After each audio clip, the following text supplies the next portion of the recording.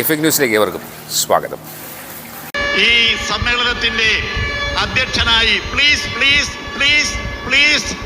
സമ്മേളനത്തിന്റെ അതിന് ജനങ്ങളുടെ മനസ്സിൽ ജീവിക്കുന്ന ജനനായകൻ ശ്രീ രാഹുൽ ഗാന്ധി കഴിഞ്ഞ 30 ദിവസക്കാലമായി ഈ സംസ്ഥാനത്തുടനീളം നടന്ന ഈ മഹായാത്രയുടെ സമാപന സമ്മേളനം ഉദ്ഘാടനം ചെയ്തുകൊണ്ട് നിങ്ങളോട് സംസാരിക്കും. അതിനു മുമ്പായി ആദരണീയനായ തങ്ങൾ ചന്ദ്രികയുടെ ഒരു പുനർപതിപ്പ് അദ്ദേഹത്തിന് സമ്മാനിക്കുന്നു. ബഹുമാനനായ ശ്രീ അബ്ദുൽ സമദ് സമദാനി ഇത് പരിഭാഷപ്പെടുത്തും.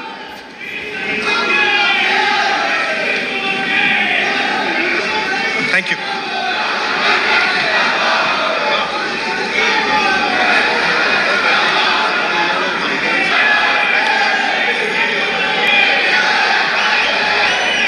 Deepa Das Munshi ji.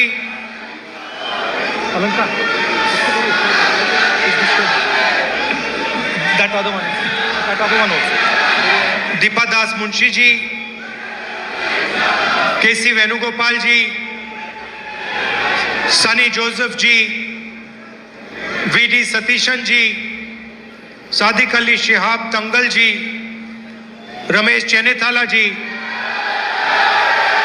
Adur Prakash ji, Shashi Tharoor ji, Sachin Pilot ji, UDF leaders on the stage, dear party workers, UDF workers, brothers and sisters, friends from the media, and everybody who is watching in Kerala and beyond, I'd like to welcome all of you. വേദിയിലും സദസ്സിലുമുള്ള ബഹുമാന്യരായ UDF-ന്റെ നേതാക്കളെ, party പ്രവർത്തകരും UDF പ്രവർത്തകരുമായ ബഹുമാന്യ സഹോദരങ്ങളെ, കേരളത്തിനകത്തും പുറത്തു നിന്നുകൊണ്ട് ഈ മഹാസംഭവത്തെ നിരീക്ഷിച്ചു കൊണ്ടിരിക്കുന്ന, ഈ പരിപാടി ശ്രവിച്ചുകൊണ്ടിരിക്കുന്ന ബഹുമാന്യരായ സഹോദരന്മാരെ, സ്നേഹിതരെ, നിങ്ങൾക്ക് എൻ്റെ അഭിവാദ്യങ്ങൾ. It's nice to see Sanju Samson, star of India's quarter-final and semi-final victory in T20 World Cup, is from Trivandrum. World കപ്പിൽ പങ്കെടുത്ത ക്രിക്കറ്റ് ടീമിലെ അംഗങ്ങളായിട്ടുള്ള സഹോദരങ്ങളെ, അവരുടെ മഹത്തായ പ്രകടനത്തെ, ആ പ്രകടനം കാണുന്നതിൽ എനിക്ക് അനൽപമായ സന്തോഷമുണ്ട്. ഞാൻ അവരെ എല്ലാവരെയും പ്രത്യേകം അഭിനന്ദിക്കുകയാണ്, അനുമോദിക്കുകയാണ്.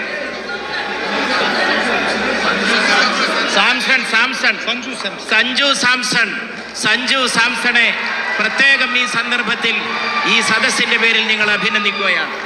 Of course, he is a well-known cricketer, so we are congratulating him, congratulating the people of Kerala. But there are millions and millions of people like him in Kerala, from Kerala, who live abroad, that make our country proud every day. Sanju സാംസണെ പ്രത്യേകമായി അഭിനന്ദിക്കുന്നതോടൊപ്പം അദ്ദേഹത്തെ പോലെയുള്ള അസംഖ്യം പേരെ, നല്ല ക്രിക്കറ്റർമാരായി നല്ല sports രംഗത്ത് ശോഭിച്ചുകൊണ്ടിരിക്കുന്ന ബഹുമാന്യരായിട്ടുള്ള നമ്മുടെ സന്താനങ്ങൾ, നാടിൻ്റെ സന്താനങ്ങൾ, സ്പോർട്സിൽ രാജ്യത്തിൻ്റെ അഭിമാനം ഉയർത്താൻ വേണ്ടി പ്രവർത്തിച്ചു കൊണ്ടിരിക്കുന്നവരെ എല്ലാവരെയും, ആ സ്പോർട്സ് താരങ്ങളെ എല്ലാവരെയും സഞ്ജു സാംസന്റെ പേരിൽ തന്നെ ഞാൻ പ്രത്യേകം അനുമോദിക്കുന്നു. I'm happy to come to this function which marks the culmination of the yatra that the UDF carried out.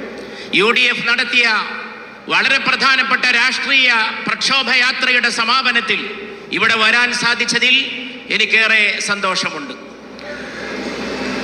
And I'm happy that it was about listening to the people of Kerala, about listening to what the people of Kerala want, how they want Kerala to move ahead. കേരളത്തെ നിരീക്ഷിക്കുന്നതിന് സമമായിരുന്നു ഈ യാത്രയെ നിരീക്ഷിക്കുന്നത്. കേരളത്തിലെ ജനങ്ങൾ എന്താഗ്രഹിക്കുന്നു, അവരുടെ സ്ഥിതിഗതികൾ എന്താണ്, നാളത്തെ കേരളത്തെക്കുറിച്ചുള്ള അവരുടെ ഭാവന എന്താണ്? അത് നിരീക്ഷിക്കുന്നതിന് ഈ യാത്ര വളരെയേറെ സഹായിച്ചു. And if we want to discuss Kerala and the future of Kerala, we have to understand that Kerala is a global idea. കേരളത്തെക്കുറിച്ച് പറയുമ്പോൾ, കേരളത്തെക്കുറിച്ച് മനസ്സിലാക്കാൻ ശ്രമിക്കുമ്പോൾ പ്രഥമവും പ്രധാനവുമായിട്ട് എനിക്ക് തോന്നുന്നത് കേരളം ഒരു ആഗോള ആശയമാണ് എന്നുള്ളതാണ്. It is of course a state in our beautiful country, but it is also a global concept, a global idea. നമ്മുടെ രാജ്യത്തെ മനോഹരമായ ഒരു സംസ്ഥാനമാണ് കേരളം. അതുമാത്രമല്ല, അതോടൊപ്പം വളരെ പ്രധാനപ്പെട്ട ഒരാഗോള ആശയവും ഒരാഗോള സങ്കല്പവും കൂടിയാണ് Keralam. And so it's important to start the discussion with what is going on at the global level. ആഗോളതലത്തിൽ നടക്കുന്ന ചർച്ചയെക്കുറിച്ച്, ആ ചർച്ച തുടങ്ങുന്നതിന് കേരളത്തെ തന്നെ ഒരു മാതൃകയാക്കിയാൽ തീർച്ചയായും അത് ഉചിതമായിരിക്കും. We have millions of our brothers and sisters who live in the Middle East, who send remittances back from the Middle East to India. Million കണക്കിന് പ്രവാസികളായിട്ടുള്ളവർ മധ്യപൗരസ്ത്യ ദേശത്തുണ്ട്. അവരുടെ സംഭാവനകൾ അല്പമൊന്നുമല്ല നമ്മുടെ സമ്പദ്ഘടനയെ, നമ്മുടെ രാജ്യത്തെ സമ്പന്നമാക്കിക്കൊണ്ടിരിക്കുന്നത്. They are worried about what is going to happen in the war. അവിടെ സംഭവിച്ചുകൊണ്ടിരിക്കുന്ന കാര്യത്തെക്കുറിച്ച്, മധ്യപൗരസ്ത്യ ദേശത്തെ സംഭവ വികാസങ്ങളെ സംബന്ധിച്ച് അവർ വളരെയേറെ ഉത്കണ്ഠാകുലരാണ്. In fact, it is almost impossible to predict what will happen in the war between the United States and Iran. അമേരിക്കയും ഇറാനും തമ്മിൽ നടക്കുന്ന ഈ യുദ്ധത്തിന്റെ അവസാന ഫലം, അന്തിമ ഫലം എന്തായിരിക്കുമെന്ന് പ്രവചിക്കാനോ മുൻകൂട്ടി പറയാനോ സാധിക്കാത്ത വിധം വളരെ സങ്കീർണമാണ് ഈ സാഹചര്യം. But what one can confidently say is that we are entering a new, unstable, dangerous phase on the planet. ഈ ഗ്രഹത്തിൽ, ഈ ഭൂമണ്ഡലത്തിൽ വളരെ അസ്ഥിരമായിട്ടുള്ള, അനിശ്ചിതത്വം ഉളവാക്കുന്ന ഒരു ഘട്ടത്തിലേക്കാണോ നാം പ്രവേശിക്കുന്നത് എന്ന കാര്യമാണ് നമ്മെ ആശങ്കരാക്കുന്നത്. And so we have to be careful and we have to protect our strength and our people. അതുകൊണ്ട് നാം വളരെ ശ്രദ്ധയോടെ ഇരിക്കണം. നാം ജാഗരൂകരായിരിക്കണം. നമ്മുടെ രാജ്യത്തെയും നമ്മുടെ ജനങ്ങളെയും കാത്തുരക്ഷിക്കുന്നതിന് നാം ബദ്ധശ്രദ്ധരായിരിക്കണം. When a storm comes, you have to walk carefully, you have to look at what is going on, and you have to take more care than usual. ഒരു കൊടുങ്കാറ്റ് വരുമ്പോൾ നാം വളരെ ശ്രദ്ധിക്കേണ്ടി വരും. പരസ്പരം കരുതലോടുകൂടി, ശ്രദ്ധയോടുകൂടി നാം ജാഗ്രതയോടെ അതിനെ നേരിടേണ്ടതായിട്ട് വരും. And most of all, you have to protect your assets and your strength. നമ്മെയും നമ്മുടെ സമ്പത്തിനെയും അത് രക്ഷിക്കുന്നതിനുള്ള ജാഗ്രതയും ശ്രദ്ധയുമാണ് ഇതുപോലുള്ളൊരു സന്ദർഭം ആവശ്യപ്പെടുന്നത്. And here I must say that the Prime Minister has let the country down. He has betrayed the country. ഇവിടെ എനിക്ക് വളരെ പ്രധാനമായിട്ട് പറയാനുള്ള കാര്യം, ഇതുപോലുള്ളൊരു സന്ദർഭത്തിൽ ഈ രാജ്യം ഭരിക്കുന്ന പ്രധാനമന്ത്രി ശ്രദ്ധ പുലർത്തുന്നില്ലെന്ന് മാത്രമല്ല, രാജ്യത്തെ വഞ്ചിച്ചുകൊണ്ടിരിക്കുന്നുവെന്നാണ് എനിക്ക് പറയുന്നത്. I do not use the word lightly. I am using the word precisely because I believe that the Prime Minister has betrayed the country when he signed the USD. ഞാൻ ഈ കാര്യം ലഘുത്വത്തോടു കൂടി പറയുന്നതല്ല.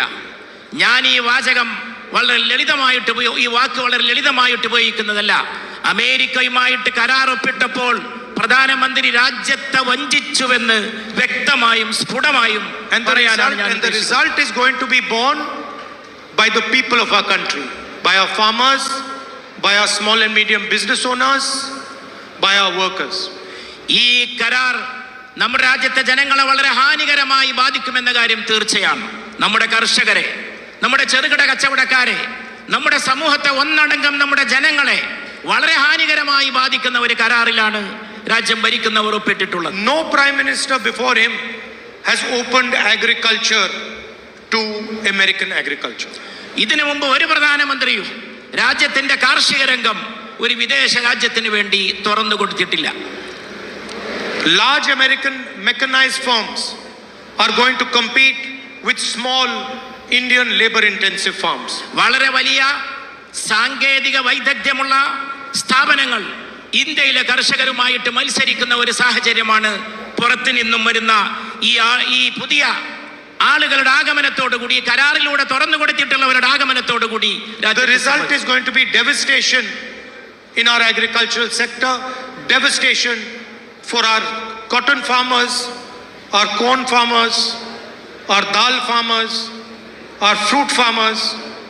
നമ്മുടെ ഭക്ഷ്യവിഭവങ്ങൾ, നമ്മുടെ ധാന്യങ്ങൾ, നമ്മുടെ പയർവർഗ്ഗങ്ങൾ അതെല്ലാം കൃഷി ചെയ്തുകൊണ്ടിരിക്കുന്ന കർഷകരെ തകർക്കുന്നതാണ്. ആ കാർഷിക മേഖലകളെ മുഴുവൻ തകർക്കുന്ന രീതിയിലാണ് ഈ അമേരിക്കയുമായുള്ള കരാർ ചെന്ന് അവസാനിക്കുക. And our soya farmers, soybean. അതുപോലെ നമ്മുടെ സോയാബീൻ, ഈ മേഖലകളിലെല്ലാം നടക്കുന്ന കൃഷിയെ തകർക്കുന്നതായിരിക്കും ഈ കരാർ. The second thing the Prime Minister has signed away is our energy security. Energy security. ഊർജ സുരക്ഷ ആ പ്രധാനപ്പെട്ട മേഖലയാണ്, വളരെ സങ്കീർണമായിട്ടുള്ള പ്രധാനപ്പെട്ട മേഖലയാണ്. ഇതിലൂടെ പ്രധാനമന്ത്രി വിദേശ ശക്തികൾക്ക് വേണ്ടി തുറന്നു കൊടുത്തിട്ടുള്ളത്. Imagine that the Prime Minister of India has committed to President Trump that India will only buy oil from who America wants it to buy oil. America പറയുന്നവർക്കും അവർ ഇഷ്ടപ്പെടുന്നവർക്കും ഏത് രാജ്യമാണോ അവിടെ നിന്ന് മാത്രമേ എണ്ണ വാങ്ങൂ എന്ന് ഇന്ത്യയുടെ പ്രധാനമന്ത്രി അമേരിക്കയുമായി പറഞ്ഞുറപ്പിച്ചിട്ടുണ്ടോ എന്ന രംഗം ഒന്ന് ഭാവനയിൽ സങ്കല്പിച്ചു. Imagine that a country as powerful as ours has to take permission from the United States if it wants to buy oil from Russia. റഷ്യയിൽ നിന്ന് ഓയിൽ വാങ്ങാൻ വേണ്ടി അമേരിക്കയുടെ സമ്മതത്തിന് വേണ്ടി ഇന്ത്യ കാത്തു നിൽക്കേണ്ടി വരുന്ന ഒരു സാഹചര്യം വരുമോ എന്നൊന്ന് സങ്കല്പിച്ചു നോക്കൂ. The third thing that President Trump has extracted from the Prime Minister is Indian data. ട്രംപുമായി ഒപ്പിട്ടുള്ള കരാറിൽ വളരെ പ്രധാനപ്പെട്ട മറ്റൊരു മേഖല എന്ന് പറയുന്നത് തീർത്തും രഹസ്യമായിട്ടുള്ള ഡാറ്റ വിവരങ്ങളെ ബന്ധപ്പെട്ടിട്ടുള്ളതാണ്. The most valuable asset that India has is the data that we produce. ഇന്ത്യയുടെ ഏറ്റവും വിലപ്പെട്ട സമ്പത്ത് എന്ന് പറയുന്നത് അത് ഉൽപ്പാദിപ്പിക്കുന്ന ഡാറ്റയാണ്, ഡാറ്റയുമായി സംബന്ധിച്ചിട്ടുള്ള വിവരശേഖരമാണ്. Any talk about AI has to be based on data. നിർമ്മിത ബുദ്ധിയുമായിട്ട് ബന്ധപ്പെട്ട ഏത് പ്രവർത്തനവും ഏത് പ്രക്രിയയും ഈ ഡാറ്റയെ ബന്ധപ്പെടുത്തിക്കൊണ്ട് മാത്രമേ രൂപകൽപ്പന ചെയ്യാൻ സാധിക്കൂ. And our 1.4 billion people produce the largest amount of data on the planet. നമ്മളാകട്ടെ ലോകത്ത് ഏറ്റവും കൂടുതൽ ഡാറ്റ വിവരശേഖരം ഉൽപ്പാദിപ്പിക്കുന്ന രാജ്യമാണ്. This includes medical data, it includes data on movement of people, it includes communication data. ഇത് ചികിത്സാ രംഗത്തുള്ള ഡാറ്റ, വൈദ്യശാസ്ത്ര രംഗത്തുള്ള ഡാറ്റ, ജനങ്ങൾ സഞ്ചരിച്ചു കൊണ്ടിരിക്കുന്ന അവരുടെ യാത്രവുമായിട്ട് ബന്ധപ്പെട്ടുള്ള വിവരങ്ങൾ, അങ്ങനെ വളരെ പ്രധാനപ്പെട്ട വളരെ വികാരസാന്ദ്രമായിട്ടുള്ള വിവരങ്ങൾ അടങ്ങിയിട്ടുള്ള ഡാറ്റയാണ് ഇതിലൂടെ നഷ്ടപ്പെടുന്നത്. All of it has been signed away by Prime Minister Modi. ഇതെല്ലാം പ്രധാനമന്ത്രി മോദി ഒപ്പിട്ട് വിദേശ ശക്തികൾക്ക് വേണ്ടി അടിയറവ് പറഞ്ഞു വെച്ചു കൊടുത്തിരിക്കുകയാണ്. And the final thing he has done, he has promised President Trump that we will buy billions of dollars of imports from the United States. Billions of 9 lakh crore imports from the United States every year. 9 lakh crore ഓരോ വർഷവും അമേരിക്കയിൽ നിന്ന് അത് വിലമതിക്കുന്ന സാധനങ്ങൾ വാങ്ങുമെന്നതാണ് ഈ കരാറിൽ ട്രംപുമായി ഒപ്പിട്ടിട്ടുള്ള മറ്റൊരു പ്രധാനപ്പെട്ട വ്യവസ്ഥ. I am pretty certain that no Indian Prime Minister would do this under natural circumstances. ഒരു പ്രധാനമന്ത്രിയും രാജ്യത്തിന്റെ പരമാധികാരത്തിൽ വിശ്വസിക്കുന്ന ഈ രാജ്യം ഭരിച്ചിട്ടുള്ള ഒരു പ്രധാനമന്ത്രിയും ചെയ്യാൻ ധൈര്യപ്പെടാത്ത കാര്യമാണ് ഇതിലൂടെ പ്രധാനമന്ത്രി. I am confident that Narendra Modi would not sell the Indian farmer Indian data under normal circumstances. വളരെ പ്രധാനപ്പെട്ട സാഹചര്യങ്ങൾ ഇതിലൂടെ ഉരുത്തിരിയുന്നു. മാത്രമല്ല ഇതിലൂടെ രാജ്യത്തെ കർഷക സംവിധാനത്തെ, രാജ്യത്തെ വിവരശേഖരത്തെ പ്രധാനമന്ത്രി വിൽക്കുകയാണ് ചെയ്തത് എന്നിവിടെ ഉന്നയിക്കുവാൻ ഞാൻ ആഗ്രഹിക്കുകയാണ്. The only reason the Prime Minister has done this deal is because the Prime Minister of India has been compromised. ഇതിന് പ്രധാനപ്പെട്ട കാരണം എന്തെന്നാൽ വളരെ വലിയ വിട്ടുവീഴ്ചകൾക്ക് പ്രധാനമന്ത്രി വിധേയനാകേണ്ടി വന്നു എന്നുള്ളതാണ്. There are 3.5 million Epstein files that have still not been revealed. എത്രയോ എപ്സ്റ്റീൻ ഫയലുകൾ, അസംഖ്യം ഫയലുകൾ അനാവരണം ചെയ്യപ്പെട്ട് കിടക്കുകയാണ്.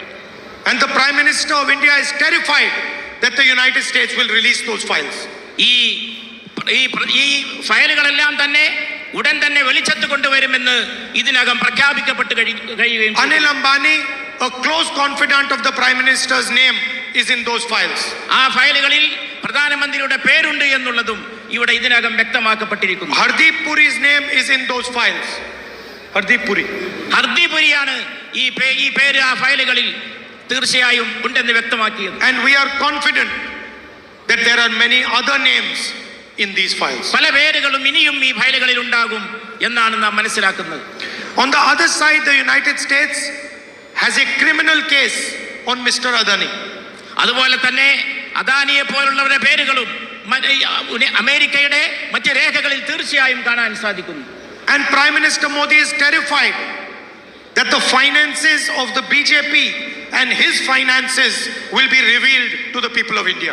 ഈ പേരുകളെല്ലാം തന്നെ ഇന്ത്യയിലെ രാജ്യത്തെ ജനങ്ങൾക്ക് വേണ്ടി ഉപയോഗിക്കും, അത് വ്യക്തമാക്കുമെന്നും പ്രധാനമന്ത്രി വ്യക്തമാക്കി കഴിഞ്ഞിരിക്കുന്നു. And that is why the Prime Minister panicked and signed the US-India deal. അത് മനസ്സിലാക്കിക്കൊണ്ടാണ് പരിഭ്രമിച്ച് അമേരിക്കയുമായുള്ള കരാറിൽ ഒപ്പിടാൻ പ്രധാനമന്ത്രി നിർബന്ധിതനായി തീർന്നത്. If you go on YouTube and you search, you will find that President Trump is openly threatening the Prime Minister of India. ഇന്ത്യയുടെ പ്രധാനമന്ത്രിയെ വ്യക്തിപരമായി ഭീഷണിപ്പെടുത്തുന്ന വിദേശ ശക്തികളെ കുറിച്ച് ഈ കാര്യത്തിൽ ഫയലുകളിലേക്ക് പോയാൽ നിങ്ങൾക്ക് കാണാൻ. He openly says that he can destroy the career of Mr. Modi. മോദിയുടെ കരിയർ തന്നെ തകർക്കുമെന്ന രീതിയിലുള്ള വലിയ വിശദീകരണങ്ങളാണ് അവർ നടത്തിക്കൊണ്ടിരിക്കുന്നത്. So Mr. Modi is controlled by President Trump. President Trump എല്ലാ അർത്ഥത്തിലും നമ്മുടെ പ്രധാനമന്ത്രിയെ നിയന്ത്രിച്ചു കൊണ്ടിരിക്കുകയാണ് എന്നാണ് ഇതിന്റെ എല്ലാം രത്നച്ചുരുക്കം. And the exact same way that Mr. Trump controls Mr. Modi controls the Chief Minister of Kerala. The same way Trump controls Mr. Modi controls the Chief Minister of Kerala. എങ്ങനെയാണോ ഈ ട്രംപ് മോദിയെ നിയന്ത്രിച്ചു കൊണ്ടിരിക്കുന്നത്, അതേ പ്രകാരമാണ് പ്രധാനമന്ത്രി കേരളത്തിന്റെ മുഖ്യമന്ത്രിയെയും. Everybody knows this. ഇതിന്റെ കാരണം എന്തെന്ന് ഞാൻ നിങ്ങളോട് പറയാം. In fact, if you seriously go and ask workers of the CPM this question, they will admit that what I am saying is correct. കേരളത്തിലെ പാർട്ടി പ്രവർത്തകരോട്, കേരളത്തിലെ തൊഴിലാളികളോട്, അവരുടെ പ്രശ്നങ്ങളോട് ഈ ഗവൺമെന്റ് സ്വീകരിച്ചു കൊണ്ടിരിക്കുന്ന സമീപനം എന്താണ് എന്നുള്ളത് മനസ്സിലാക്കാൻ ശ്രമിച്ചാൽ തന്നെ ഈ കാര്യം നമുക്ക് വ്യക്തമായിട്ട് ഗ്രഹിക്കാൻ കഴിയും.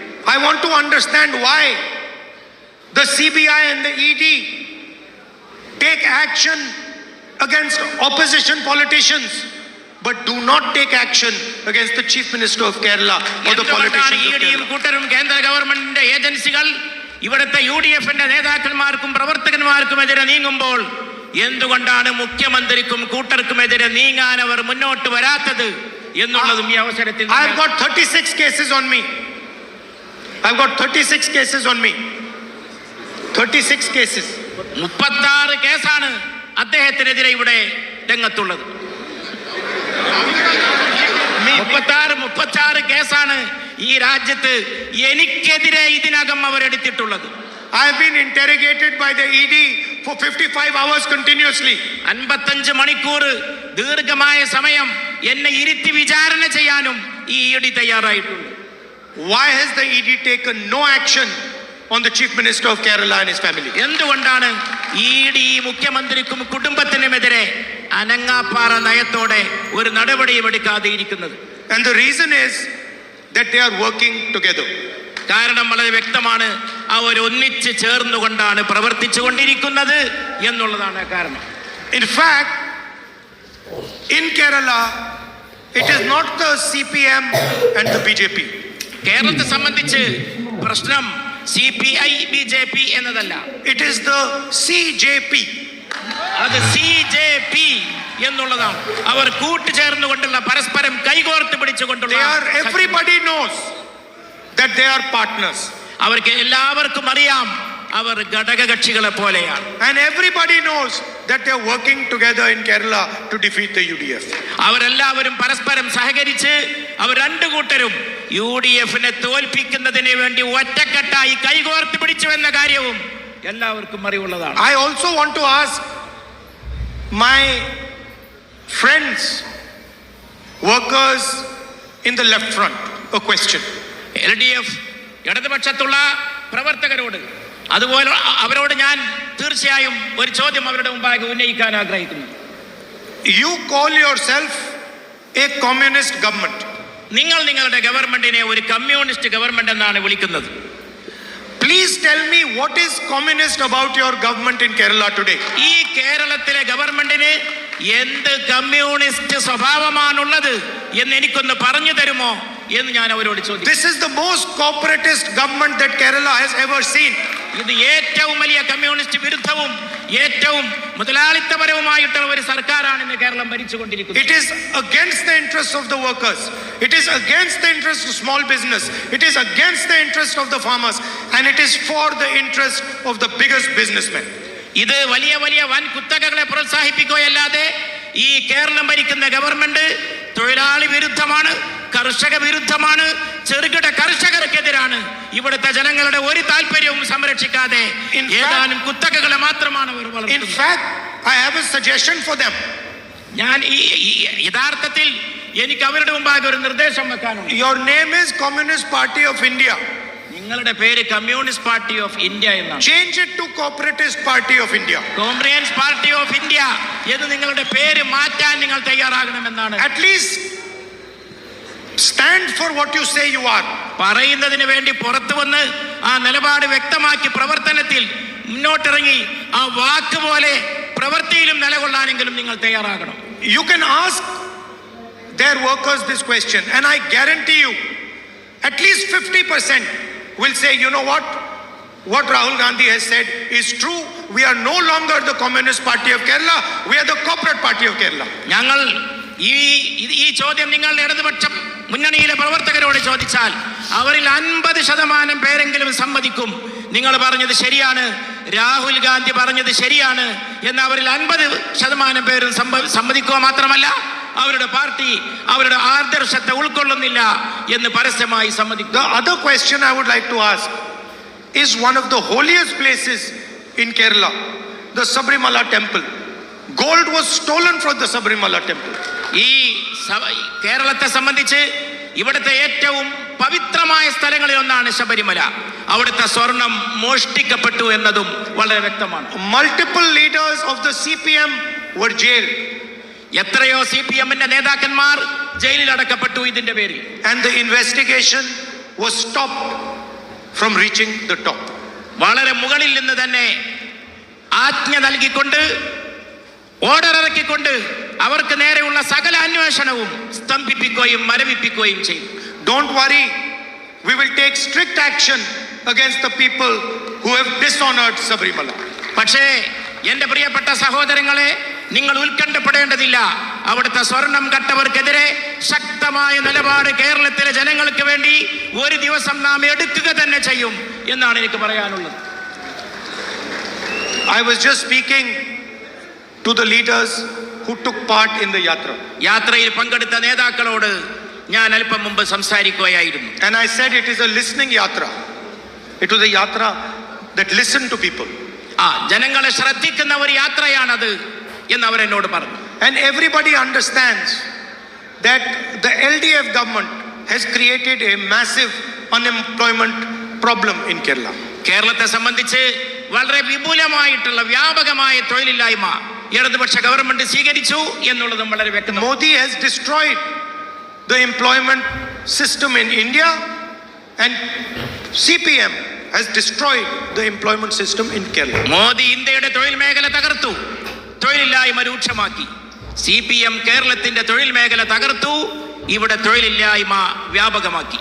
And we are going to take full action on reigniting employment in Kerala. നാം ഈ കാര്യത്തിൽ ചെറുപ്പക്കാർക്ക് തൊഴിൽ കൊടുക്കുന്നതിന് വേണ്ടി കർക്കശമായ കൃത്യമായ പ്രവർത്തനങ്ങളും നടപടികളും എടുക്കുമെന്ന് We will support small and medium businesses and once again bring employment back to Kerala. നാം വീണ്ടും ചെറുപ്പക്കാരെ സാങ്കേതിക രംഗത്ത് പുതിയ ഉണർവ് ഉണ്ടാക്കിക്കൊണ്ട് പുതിയ തൊഴിലുകൾ ഉൽപ്പാദിപ്പിച്ചുകൊണ്ട് യുവാക്കൾക്ക് വിപുലമായി തൊഴിൽദാന പദ്ധതികൾ നാം ആവിഷ്കരിക്കും. We do not like the fact that millions of people from Kerala are forced to go abroad for employment. ഈ കേരളത്തിലെ ജനങ്ങൾ എന്തുകൊണ്ടാണ് മില്യൺ കണക്കിന് ചെറുപ്പക്കാർ വിദേശത്ത് പോയി തൊഴിലെടുക്കാൻ നിർബന്ധിതരാകുന്നത് എന്ന കാര്യം നാം ഇപ്പോഴും ആലോചിക്കുന്നു. In addition to that, we are going to provide some basic protections to the people of Kerala. അതുമാത്രമല്ല, കേരളത്തിലെ ജനങ്ങൾക്ക് ചില അടിസ്ഥാനപരമായ സുരക്ഷാ നടപടികൾ അനിവാര്യമാണ്. That will be like a protective cover for the people of Kerala. Protective cover.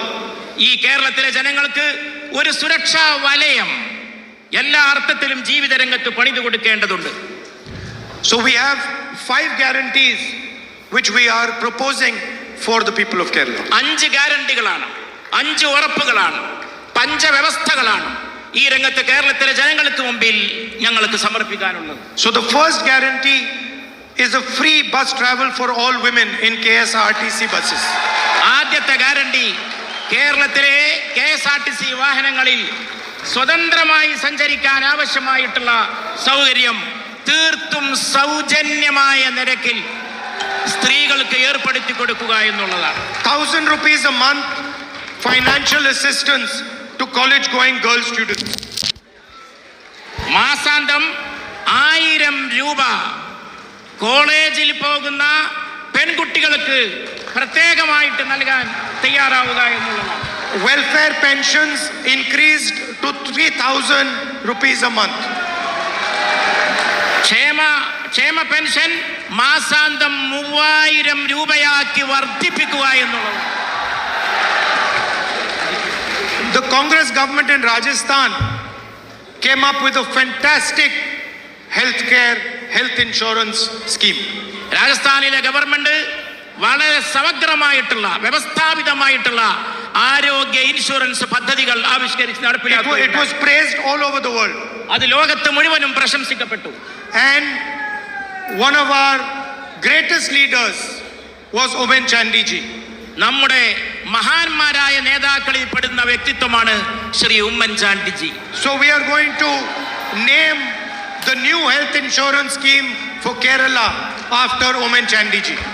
Oommen ചാണ്ടിയുടെ കാലശേഷം കേരളത്തിലെ ആ ഇൻഷുറൻസ് സംഭവത്തിന് അതിന് തകർച്ച സംഭവിച്ചിട്ടുണ്ട്.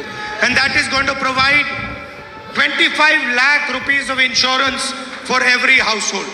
ഓരോ വീടിനും ഓരോ കുടുംബത്തിനും 25 ലക്ഷം വരെയുള്ള ഹെൽത്ത് ഇൻഷുറൻസ് പദ്ധതി ആവിഷ്കരിക്കുമെന്ന് ഞാൻ ഇവിടെ പ്രഖ്യാപിക്കുകയാണ്. Up to 5 lakh interest-free loans for youngsters who want to start their businesses. അതിൽ 5 ലക്ഷം വരെയുള്ളവർക്ക് അതിൽ 5 ലക്ഷം വരെ ചെറുപ്പക്കാർക്ക് പുതിയ ബിസിനസ് തുടങ്ങാൻ ആഗ്രഹിക്കുന്ന ചെറുപ്പക്കാർക്ക് സൗജന്യമായി കടം ഫ്രീ ലോൺ നൽകുന്നതിനായിരിക്കും ഉപയോഗപ്പെടുത്തുക. And a dedicated ministry for senior citizens welfare. മുതിർന്ന പൗരന്മാർക്ക് വേണ്ടി അവർക്ക് സേവനത്തിന് വേണ്ടി അർപ്പിക്കപ്പെട്ട ഒരു പ്രത്യേക മന്ത്രാലയം പ്രായം ചെന്നവർക്ക് വേണ്ടി തുടങ്ങാൻ നാം തയ്യാറാകും. You know, today I had a talk with some technology ഭാഷണം നടത്താൻ എനിക്ക് അവസരമുണ്ടായി. and we discussed the future of Kerala with regards to technology, with regards to data. ഡാറ്റയുമായി ബന്ധപ്പെട്ട് സാങ്കേതിക വിദ്യകളുമായി ബന്ധപ്പെട്ട് കേരളത്തിന്റെ ഭാവിയെക്കുറിച്ച് അവരോട് വളരെ ഗൗരവത്തിൽ ചർച്ച നടത്താൻ സാധിച്ചു. And one of the questions I was asked in that conversation was, when are we going to see that freebies are not given to people in politics anymore? That freebies എന്നാണ് നിങ്ങൾ ഉൽപ്പാദിപ്പിക്കാനും പ്രദാനം ചെയ്യാനും പോകുന്നത് എന്ന ചോദ്യമാണ് പ്രധാനമായിട്ട് ഞാൻ ഇവിടെ ഉന്നയിക്കുകയുണ്ടായി. And my answer to the question was that freebies are actually given to Adani and Ambani. ഞാൻ അങ്ങനെ ഒരു ചോദ്യം ഉന്നയിക്കാനുണ്ടായ കാരണം ഈ ഫ്രീബീസ് എപ്പോഴും നൽകപ്പെടുന്നത് അദാനിക്കും കൂട്ടർക്കും മാത്രമാണ് ഈ രാജ്യത്ത്. Lakhs of crores of their loans are forgiven. കോടിക്കണക്കിന് വരുന്ന അവരുടെ കടങ്ങളാണ് എഴുതി തള്ളിയിട്ടുള്ളത്. They are given huge tracts of land for free. അവർക്ക് ഫ്രീ ആയിട്ട് ഏക്കറക്കണക്കിന് ഭൂമി വിട്ടുകൊടുത്തിരിക്കുകയാണ്. So it is absolutely correct for us to provide protection to the poorest people of our state. അതുകൊണ്ട് ഈ രംഗത്ത് പ്രവർത്തിക്കുന്നവർക്ക് സുരക്ഷ നൽകുക എന്നുള്ളത് നമ്മെ സംബന്ധിച്ച് വളരെ പ്രധാനപ്പെട്ട കാര്യമാണ്. And we are proud that we are providing this protection to the people of Kerala. ഇതിലൂടെ കേരളത്തിലെ ജനങ്ങൾക്ക് വലിയ സുരക്ഷ പ്രദാനം ചെയ്യാൻ സാധിക്കുമെന്ന് നാം തീർച്ചയായും പ്രത്യാശിക്കുന്നു. Finally, I'd like to end with a little bit of political advice. അവസാനം എനിക്കല്പം രാഷ്ട്രീയ ഉപദേശവും നിങ്ങളുടെ മുമ്പാകെ വെക്കാം. And this is not coming from me, but this is coming from the people of Kerala. ഇത് എൻ്റെ ഉള്ളിൽ നിന്ന് വരുന്നതല്ല, കേരളത്തിലെ ജനങ്ങളുടെ മനസ്സിൽ നിന്ന് വരുന്നതാണ്. And it is advice to the leadership of the UDF. അത് മുമ്പിലിരിക്കുന്ന നിങ്ങളോടല്ല, വേദിയിലുള്ള നേതാക്കളോടാണ്, UDF-ന്റെ നേതാക്കളോടാണ് എനിക്ക് നടത്താൻ. Not from me, but from the people of Kerala. എൻ്റെ ഭാഗത്ത് നിന്നല്ല, കേരളത്തിലെ ജനങ്ങളുടെ ഭാഗത്ത് നിന്നാണ് ആ നിർദ്ദേശവും ഉപദേശവും. So don't get angry with me, I am the messenger only. അതുകൊണ്ട് എന്നോട് ദേഷ്യം പിടിക്കരുത്, ഞാൻ ജനങ്ങളുടെ അഭിപ്രായം നിങ്ങൾക്ക് എത്തിച്ചു നൽകുന്ന ഒരു ദൂതൻ മാത്രമാണ്. See, there are many beautiful dances in Kerala. Dances. കേരളത്തിൽ വളരെ സുന്ദരമായിട്ടുള്ള നർത്തകരുണ്ട്. മോഹിനിയാട്ടം, ഒരുപാട് നൃത്തരൂപങ്ങളുള്ള കല കൊണ്ട് വളരെ സമ്പന്നമായിട്ടുള്ള പ്രദേശമാണ് Keralam. Some dances are individual dances. ചില നൃത്തങ്ങൾ വ്യക്തിഗത നൃത്തങ്ങളാണ്. Where suddenly one dancer comes in the middle and starts to dance. ഒരാൾ മുന്നോട്ട് വന്നുകൊണ്ട് ഒറ്റക്ക് നൃത്തം ചെയ്യാൻ തുടങ്ങും, അത് ആളുകളെ ആകർഷിക്കും. Like in Mohiniyattam, one person dances. Mohiniyattam നോക്കൂ, ഒറ്റ വ്യക്തിയാണ് വേദിയിൽ വരുന്നത്, ആ ഒറ്റ വ്യക്തി നൃത്തം ചെയ്യുന്നു. And then there are also group dances where everybody dances together. അതോടൊപ്പം സംഘനൃത്തങ്ങളുമുണ്ട്. ആ സംഘനൃത്തങ്ങളിൽ ഒരുപാട് പേർ ഒന്നിച്ചു ചേർന്ന് നൃത്തം വെക്കുന്നതാണ് നാം കാണാറുള്ളത്. Now, when a group dance is taking place, suddenly if one person starts to dance, it looks ridiculous. അങ്ങനെ ഒരു സംഘനൃത്തം നടക്കുമ്പോൾ ചിലപ്പോൾ എവിടെയെങ്കിലും ഒരാൾ വന്ന് ഒറ്റക്കൊരു നൃത്തം നടത്തി മറ്റുള്ളവരുടെ ആകർഷണം നേടാൻ ശ്രമിക്കാറ്. So the advice from the people of Kerala to the UDF leaders is dance together. അതുകൊണ്ട് കേരളത്തിലെ UDF നേതാക്കളോട് എനിക്ക് നൽകാനുള്ള ഉപദേശം, കേരളത്തിലെ ജനങ്ങൾക്ക് വേണ്ടി നൽകാനുള്ള ഉപദേശം, ഒന്നിച്ചു ചേർന്ന് കൂട്ടമായി ഒരു സംഘനൃത്തമായി മാറൂ. And they are already saying if the UDF dances together harmoniously, we are going to make you the government of Kerala. They already saying it. ജനങ്ങൾ ഒരു കാര്യവും കൂടി അതിന്റെ കൂടെ ചേർത്ത് പറയുന്നുണ്ട്. UDF നേതാക്കന്മാർ ഒന്നിച്ചു ചേർന്ന് കൈകോർത്ത് പിടിച്ച് ഒരു സംഘനൃത്തം സമ്മാനിച്ചാൽ ഞങ്ങൾ നിങ്ങളെ അധികാരത്തിൽ എത്തിക്കാമെന്നും കേരളത്തിലെ ജനങ്ങൾ ഉദ്ഘോഷിക്കുന്നത് ഞാൻ കേൾക്കുന്നു. So that was a little bit of political advice. I apologize if it was out of place. അതാണ് എൻ്റെ രാഷ്ട്രീയ ഉപദേശം. അങ്ങനെ പറയുന്നതിൽ വല്ല അനിഷ്ടവും ഉണ്ടെങ്കിൽ ഞാൻ ക്ഷമാപണം നടത്തുകയാണ്. Once again, whenever I come here, it is an honor for me to come to Kerala, this great land, to come to see the people of Kerala. ഈ മഹത്തായ നാട്ടിൽ വരുന്നത്, കേരളത്തിൽ വരുന്നത്, ഇവിടുത്തെ സുന്ദരന്മാരായിട്ടുള്ള സൗന്ദര്യമുള്ള ജനങ്ങളെ കാണുന്നത്, നല്ല മനുഷ്യരെ കാണുന്നത് വളരെ സന്തോഷകരവും അഭിമാനകരവുമായിട്ടുള്ള കാര്യമാണ്.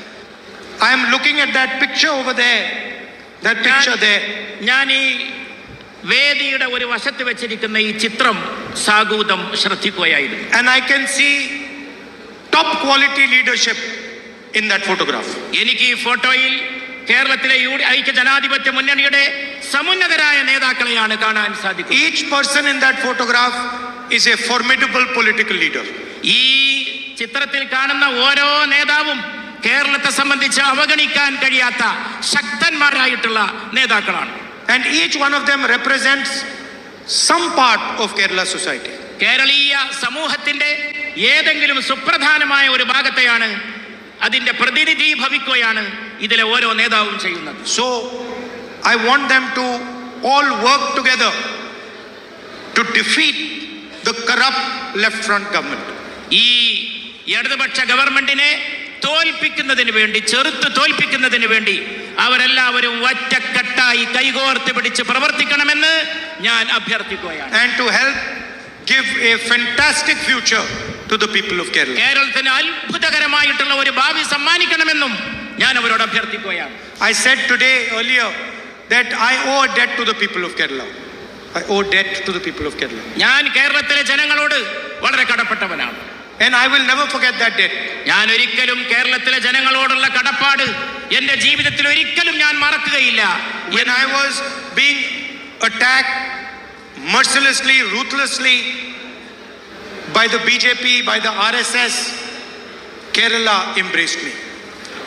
BJPയുടെയും RSSന്റെയും ക്രൂരമായ ദയാദാക്ഷിണ്യമില്ലാത്ത ആക്രമണങ്ങൾക്ക് ഞാൻ ഇരയാക്കപ്പെട്ടത് തീർച്ചയായും ഞാൻ. They say that you find out who your friends are in the most difficult time. ഈ ബുദ്ധിമുട്ടുള്ള സമയത്ത്, അങ്ങനെ ആക്രമിക്കപ്പെട്ട സമയത്ത് കേരളത്തിലെ ജനങ്ങളാണ്, നിങ്ങളാണ് എൻ്റെ കൂടെ ഒരു മടിയും കൂടാതെ നിലയുറപ്പിക്കുകയുണ്ടായത്. In the most difficult time I found out that Kerala is my friend. വളരെ പ്രയാസമേറിയ ക്ലേശകരമായ സന്ദർഭങ്ങളിൽ കേരളത്തിലെ ജനങ്ങൾ എപ്പോഴും എൻ്റെ കൂടെ ഉറച്ചു നിലകൊള്ളുന്നത് മാത്രമാണ് എനിക്ക് കാണുവാൻ. Not just my friend but my protector also. My protector. Not just my friend but also my protector. മാത്രമല്ല ഇതെന്റെ സംരക്ഷകരായിട്ടുള്ള എൻ്റെ സുഹൃത്തുക്കൾ മാത്രമല്ല, അല്ലാത്തവരും എന്നോടൊപ്പം നിന്നിട്ടുണ്ട് എന്നുള്ളതാണ്. So I am ready to do whatever the people of Kerala want to help build a good future for the people. അതുകൊണ്ട് കേരളത്തിന്റെ ഭാവിക്ക് വേണ്ടി നിങ്ങൾ ആവശ്യപ്പെടുന്നത് എന്താണോ അത് നിങ്ങൾക്ക് വേണ്ടി ചെയ്തു തരാൻ ഞാൻ സർവദാ സന്നദ്ധനാണ് എന്ന് ഞാൻ എൻ്റെ And I am forever a soldier of the people of Kerala. ഞാൻ കേരളത്തിലെ ജനങ്ങൾക്ക് വേണ്ടി നിലകൊള്ളുന്ന ഒരു പടയാളിയാണ്, നിങ്ങളുടെ കർമ്മഭടനാണ് എന്ന് ഞാൻ നിങ്ങളോട് പറയും. Thank you very much. നിങ്ങൾക്ക് എൻ്റെ നന്ദി. Namaskar. പുതിയ വാർത്തകളും വിശേഷങ്ങളുമായി വീണ്ടും കാണാം. അതുവരെ ഏവർക്കും നന്ദി, നമസ്കാരം.